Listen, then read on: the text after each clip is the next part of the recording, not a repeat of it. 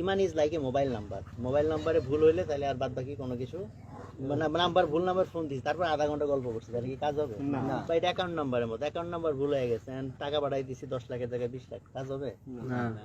তো এই জন্য ইমানের মধ্যে কোনো ছাড় নাই। ইমানের আন্ডারস্ট্যান্ডিং ইজ ভেরি ইম্পর্টেন্ট। যদিও মেজরিটি মানুষ আমরা আজকে আধুনিক শিরক ব্যাপারটা বুঝি না, আধুনিক ইমানের সাথে সেকুলারিজমের সংঘাত আমরা বুঝি না। তো এটা একটা ইম্পর্টেন্ট জায়গা, যে কারণে আমাদের প্রচুর মানুষ আছে আমরা ইমান হারাই ফেলছি, বাট আমরা জানি না যে আমরা ইমান হারাই ফেলছি।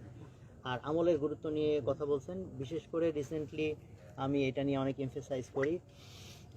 একটা সময় আমি প্রচুর বই সাজেস্ট করতাম মানুষকে। তা আমার কাছে রিসেন্ট টাইম মনে হচ্ছে ইলমের ব্যাপারটা একটা ফিতনা হয়ে গেছে অনেকের ক্ষেত্রে। একটা হচ্ছে আমি যদি আলেম হওয়ার জন্য টার্গেট, একটা হচ্ছে বেসিক ইলম, এটা তো ফরজ, সেটা তো সবার লাগবেই, যে বেসিক ইলমটা আমার লাগবেই, সেটা নিয়ে তো কোনো কথা নাই।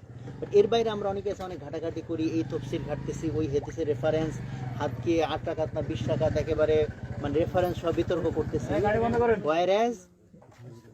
ওয়াইরাজ আমার বেসিক যে ফরজিয়াত ইলম সেটা আমার নাই। আর আমি যদি আলেম হওয়ার এফোর্ট দিতে চাই, এটা একটা সিরিয়াস এফোর্ট, এটা ক্যাজুয়াল এফোর্টে হবে না।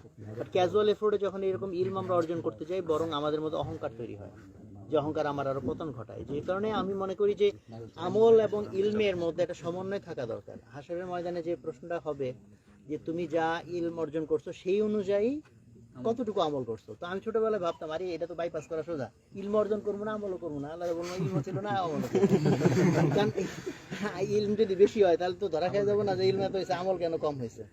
তো বাট এই প্রশ্নটার একটা হাকিকত রিসেন্ট টাইম আমার কাছে খুব ফিল হয়, সেটা হইতেছে যে আমি ইলম বাড়াইলাম বাট আমার আমল বাড়াইলাম না, তাইলে এটা একটা প্যাস খাওয়ার মতো বিষয়। এটা সাধারণত তখন আমার ধারণা একটা অহংকার পয়দা করে দেয় মানুষ। ইলমের একটা গরম আছে, যে গরম আমল দিয়ে ঠান্ডা করতে হয়। এই জন্য আমলের যে গুরুত্বের কথা বলছেন, শুধু ফরজ নামাজ না, জিকির আজকার এবং গুনাহ থেকে বেঁচে থাকা। যদি বলা হয় যুবকদের জন্য পরহেজগারি কি, আমি বলবো গুনাহ থেকে বেঁচে থাকা। কিন্তু আমি না, অনেক বড়রাই বলে গেছেন এই কথা। যুবকদের জন্য তাহাজ্জুদ গুজার হয় তো আলহামদুলিল্লাহ অনেক ভালো কথা, কিন্তু প্রাইমারি কন্ডিশন হচ্ছে আমি গুনাহ থেকে, বিশেষ করে চোখের গুনাহ থেকে আমি বেঁচে থাকি।